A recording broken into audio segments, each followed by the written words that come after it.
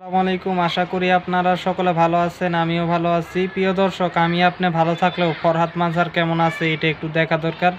প্রিয় দর্শক, এই মাসেই 7 তারিখে ফরহাদ মাঝার একটা বিশাল স্ট্যাটাস দিছিল ইসকনের বিরুদ্ধে, যে ইসকন আওয়ামী লীগের দ্বারা এটা তৈরি হয়েছে এবং হাসিনা ইসকনকে একটা শক্তিশালী জায়গায় তৈরি করে দিয়ে গেছে, এবং এটার এই যে ইসকন যে তৎপরতা চালাইতেছে, আন্দোলন করতেছে, এটার পিছনে আছে ছাত্রলীগ, এবং ইসকনকে অ্যাপ্রিসিয়েট করছে তোফায়েল আহমেদ, সাপোর্ট করছে তোফায়েল আহমেদ, এবং হাসিনা সরকারের পতিত একটি সংগঠন হয়েছে ইসকন। কারণ এই সংগঠন হাসিনা সরকারের সময়ই তৈরি হয়েছে এবং উদ্দেশ্য প্রণোদিতভাবে এবং হিন্দুত্ববাদকে প্রমোট করে।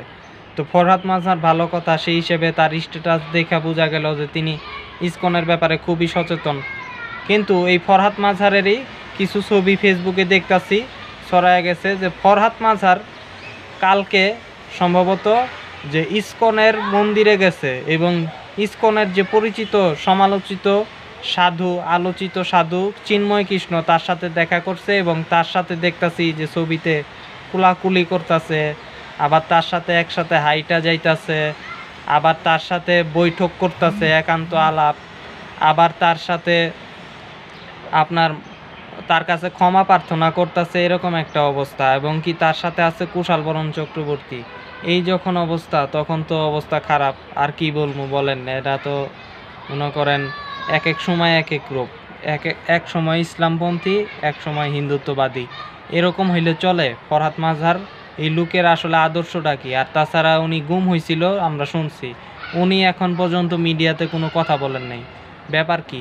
এবং কুশালবরণ চক্রবর্তী কেডা আমরা জানি না, বিপ্লব কুমারের বন্ধু কুশালবরণ চক্রবর্তীর সাথে হাঁটে। তারপরে আমরা এই যে ইসকনের ব্যাপারে চিন্ময় কৃষ্ণ, তা তো আপনি জানেনই, আপনারা তো জানেন যে চিন্ময় কৃষ্ণ কি ব্যাপার। ফরহাদ মাঝার, আপনি এই ব্যাপারে কি উত্তর দিবেন? আপনি জানেন না এইসব ব্যাপার। এবং ফরহাদ মাঝার আবার হেফাজতের কাছে গেছে। ফরহাদ মাঝার যখন দেখলো যে হিন্দুরা অনেক আন্দোলন করতেছে, অনেকে বলতেছে তুলসী আবার তার ভয়ে নাকি গেছে। তো ফরহাদ মাঝার যেদিকে পালে হাওয়া যায় ওদিকে আপনি ঢইলা পড়েন, তাই তো।